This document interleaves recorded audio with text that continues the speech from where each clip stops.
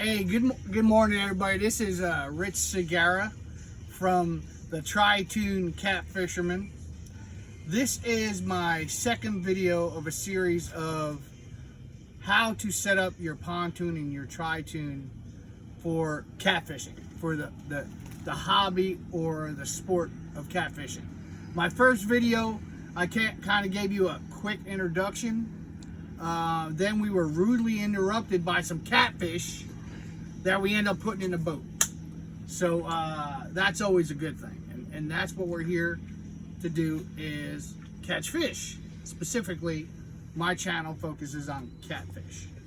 So we're going to talk about a couple of different things throughout the series. As I mentioned, you've got rod holders, you got planer boards, you've got a drift sock, you've got a trolling motor. All of this comes into play for a successful or enjoyable time for catfishing. And as I stated in my first video, that it could be costly if no one is there to walk you through some things and making some good financial decisions. So I'm here once again, since I've had some help, but no one specifically focusing on the pontoon or Tritoon. So I had a lot of trial and error. So this video is going to focus on your rod holder selection, and rod holders are so key. And also we'll talk about where you want to put your rod holders. So today we are on Lake Gaston. It is 9 something in the morning. Billy and I, who's my cameraman, Billy, and we've been out here since about 5:45 this morning. Unfortunately, the weather's beautiful. It's going to be in the 70s today. Water temperature is 65 degrees. In the winter, that's not good for catfishing. You definitely want to have lower temperatures. You want to be in the 60s and the 50s to really catch yourself some good blue. Unfortunately, like today, we were out. Yesterday, we only caught 3. Today, we've been out for almost 3.5 hours, almost 4 hours, and a couple bites, but nothing on the boat. And that's once again because of the temperature of the water. So as I said, we're going to talk about rod holders, and there are a couple of different rod holders, and I've purchased tons of them to finally find what I got. So what I've got here are, and Billy will show you, there are 3 types that I have. 4 types of rod holders, actually. We've got this first one here, made by Drift Master. It's the Little Pro. It's a smaller diameter shank. The shaft is only like 4 inches. Well, as you see, I've got seats on my Tritoon. Well, if I put this here, which I had, look how low, I couldn't put my rod, so that didn't work.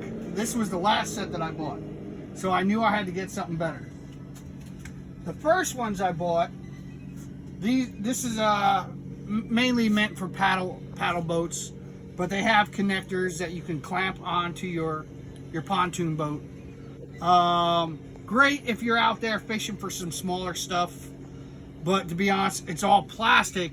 You get on a good trophy fish, or even something that might be 18 pounds. It's going to bend, it's going to bend forward, bend to the side. So there's really no stability to it. Great if you have a paddle boat or a smaller boat. These are fine. Then I went to same type here, but they clamp. Well, these clamps aren't sturdy. These might be good if you want to put it on, connected to your boat dock, or if you got a different type of mount. Because you see here, they're square, and well, now they sit so high, they're flimsy. So really not effective. And so I spent like $30 on this one off Amazon, and I have a few of them. The one I went here, this with the base was like 19 bucks, 20 bucks, and I've got 5 or 6 of those. Then the rod holders that I found that work. Oh, am I hearing clicking? I thought I heard clicking. All right, are these rod holders, and Bill, you can focus on any one you want, but these rod holders are custom made by Fish Bites. Zach Royce turned me on to these guys. They can make them the custom length. So I went with 4 inches, or not 4 inches, I stand corrected, 8 inches. I should have went 10, but 8 inches work. So these are a lot thicker shaft. I've got them mounted the same way. I've just drilled 2 holes in there, mounted on the bottoms, and these are really great rod holders. So I would recommend them, and you'll find in my description, you'll find a link to Drift Masters, or correction, not Drift Masters, that's the first one, to Fish Bites. And don't mind me, I'm just checking where we're at along our course. Okay, we're gonna bring it to the left here a little, or right to a little bit. All right, so how do you want to place them? Okay, because you want to make sure your lines aren't on top of each other. I went through a couple of different places, so I've got a few holes in my railing, so which I'll go ahead and get some epoxy, fill them, smooth them out, spray paint them, make them look good.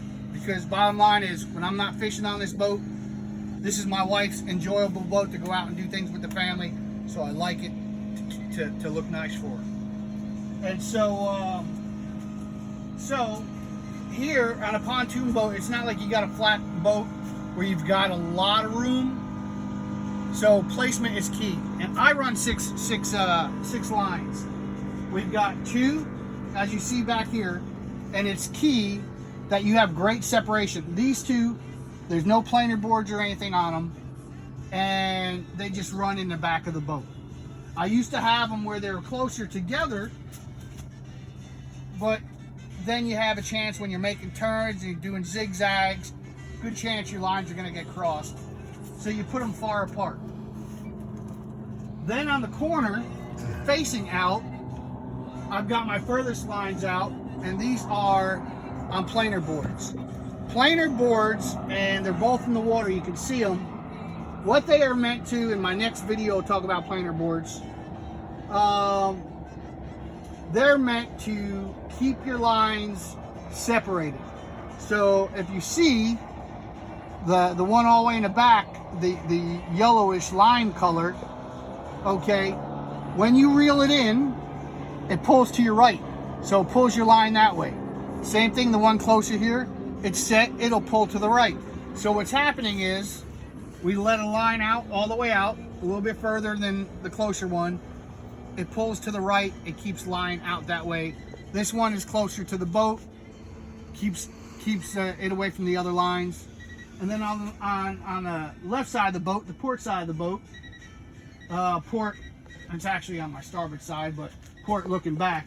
But on the left hand, it's the same thing. You got the one back there, I've got that back about 75 feet or so. And then this one's off 15-20 feet, and so it keeps the lines separated. So when you think about that, and if you're really into catfishing and you want to be successful and build up, oh, we almost had something there. We're going over a bunch of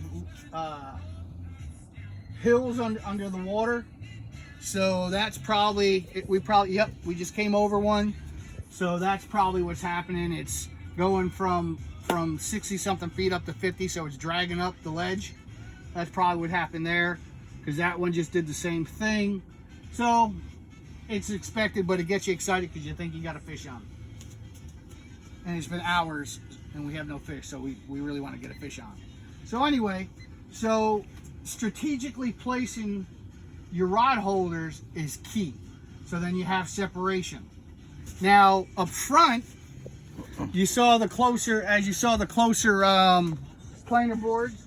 Well, those rod holders are up front, and I got them facing pretty much on the sides of the boat. So these are my forward ones, and those will be the closest planer boards. So they're not out as far. And what's nice about the planer boards, it gives you a spread. You can spread covering, you know, over 100 feet behind the boat.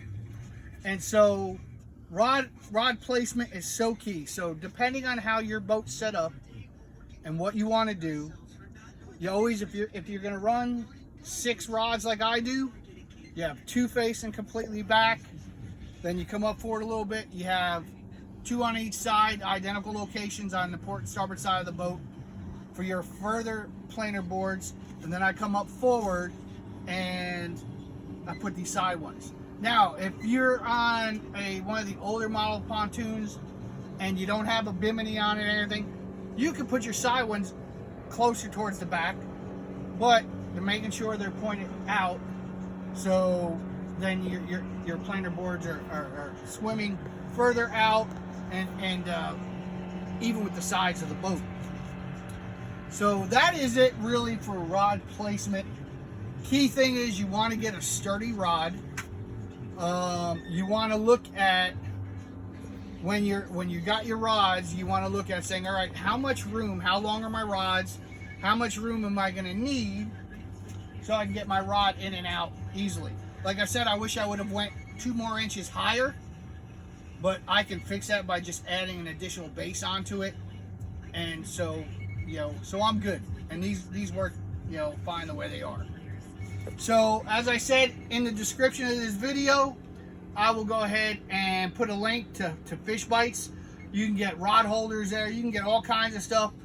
And if you call them, you know, you hit them up. If you want, for instance, if you want 12-inch, you want a 12-inch shaft, then just tell him. He can custom make them that way. Shipping's pretty good. I ordered mine on a Friday afternoon. I got them Wednesday afternoon. It was supposed to be done by Monday, but UPS, they took their time. And so I got them before I came out for my fishing trip. I love them. And the quality is good. And they're not too bad for the price either. So you got to remember that. You buy cheap, that's what you're going to get. But these aren't expensive, and definitely a need. So listen, guys, you guys have a great day. Me and Billy are enjoying, you know, Lake Gaston. The weather's fantastic. Fishing ain't doing great, but you know what? Hopefully my next video will be in some colder water. We'll get some fish. Well, keep coming back. Hit the subscribe button on your YouTube. Subscribe to my channel. Hit your notification so every time I post a new video, you'll get it. So this is video number 2, and we're focusing on rod holders. Our next video will focus on the planer boards. You guys have a great day, and good luck fishing out there.